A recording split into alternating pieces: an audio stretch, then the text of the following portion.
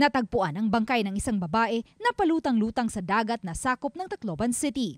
Ayon sa Police Regional Office 8, nasa advanced state of decomposition na ang bangkay. Binalutan ng duct tape ang kanyang mukha at nakagapos ang mga kamay at paa. Ayon sa Police Regional Office 8, nakumpirma ang pagkakakilanlan ng babae batay sa mga tattoo at physical features sa katawan. Siya raw ang parehong babaeng na unang iniulat na dinukot sa Ormoc City noong July 31. Ayon sa pulisya, batay sa kuha ng CCTV, isang itim na kotse ang nakitang tumigil sa gilid ng kalsada.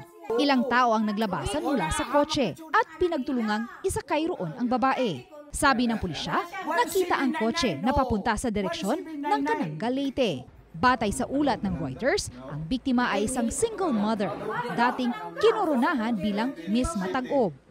Of this time, di pagud ta maka pinpoint, di pagud ta maka conclude kung unsa gud ang possible motive ana nga insidente. Pero kami Sir John kay we are doing our very best ka makit-an gud namo ang katong mga responsible ana nga panghitabo. Patuloy na sinisikap ng GMA Regional TV na makuha ang pahayag ng kaanak ng biktima pero hindi pa sila nagpaunlak ng panayam sa ngayon.